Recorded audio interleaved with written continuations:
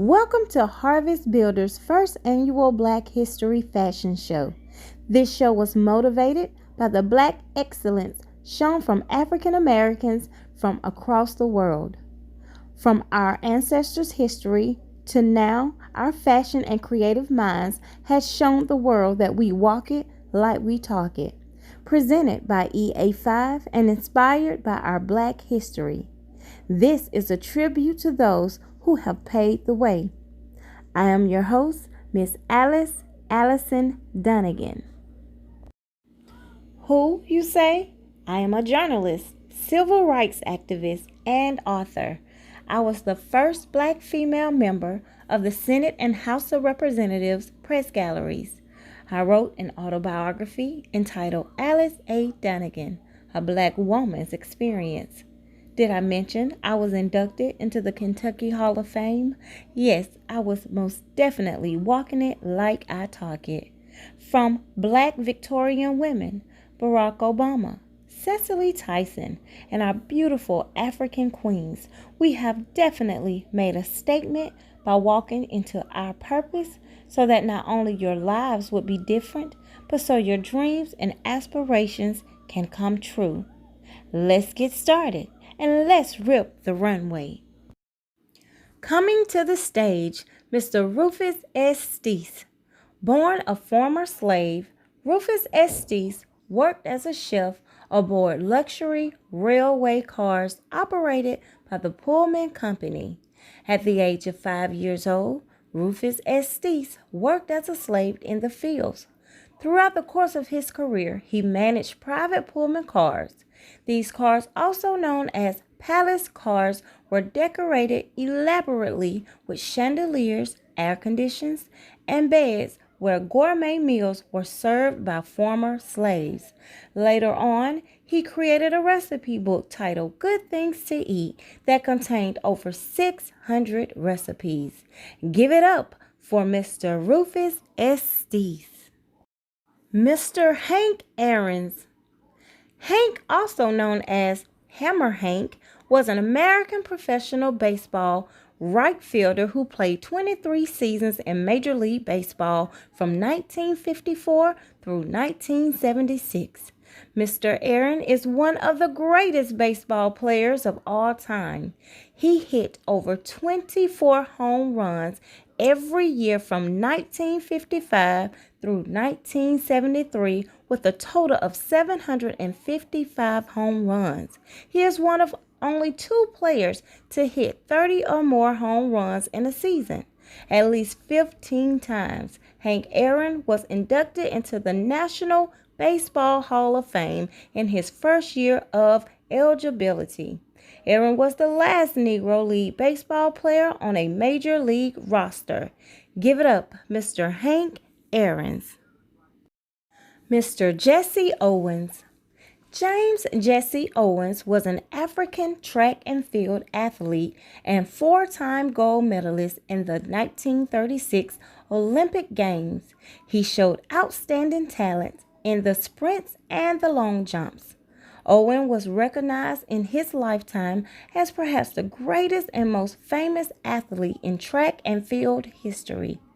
James Owens made sporting history when he broke 5 world records and equaled a 6 in the space of 45 minutes. One of his world records would last for 25 years.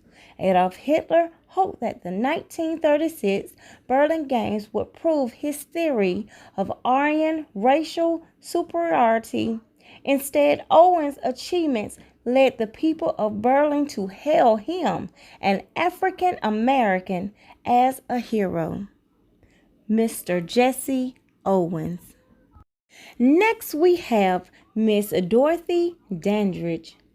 Dorothy Dandridge was an American actress, singer, and dancer. She is the first African American film star to be nominated for the Academy Award for Best Actress.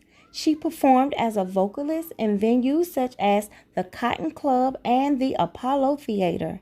Having developed an interest in activism because of the racism she encountered in the industry, Dandridge became involved with the National Urban League and the National Association for the Advancement of Colored People. This singer found early success in show business by performing with her sister, leading to her first appearances in film.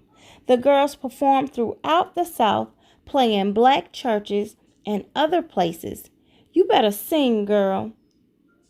Give it up for Miss Dorothy Dandridge. You better sing, girl. Welcome, Miss Jane Bolin. This inspiring black woman was the first of color to graduate from Yale Law School. She was also the first to join the New York City Bar Association and the first to join the New York City Law Department. She became the first black woman to serve as a judge in the United States. As a child of an interracial couple, Bolin was subject to discrimination. She would occasionally be denied service at businesses. At 16 years old, she enrolled at Wellesley College in Massachusetts, where she was one of only 2 black freshmen. She graduated in 1928 in the top 20 in her class. She most definitely was walking it like she talked it. Let's welcome Mr. Curtis Walker.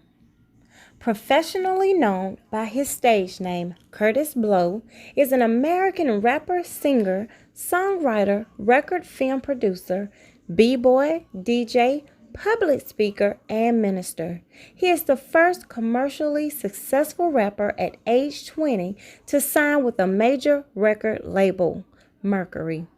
The Breaks, a single from his 1980 self-titled debut album, is the first certified gold record rap song.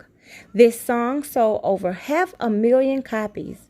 Besides his own work, Kurtis has been responsible for hits by the Fat Boys and Run DMC. Kurtis has spoken out emphatically against racism. In 1994, Kurtis received his salvation and became an ordained minister. Put your hands together for Mr. Kurtis Blow. Last to take the stage is Mrs. Kamala Harris. Mrs. Harris is an American politician and attorney serving as the 49th Vice President of the United States. She is the first female vice president and highest ranking female official in U.S. history. She graduated from Howard University and the University of California. Vice President Harris was inspired by her mom, who was an activist, instilling her with a strong sense of justice. Throughout her career, the vice president has been guided by the words she spoke the first time she stood up in court. Kamala Harris for the people. She is the first Black American and South Asian American to be elected. She is determined not to be the last. Put your hands together for Mrs. Kamala Harris. This concludes our show. Like Maya Angelou once said, if you're going to live, leave a legacy. Make a mark on the world that can't be erased. Until next time, walk it like you talk it.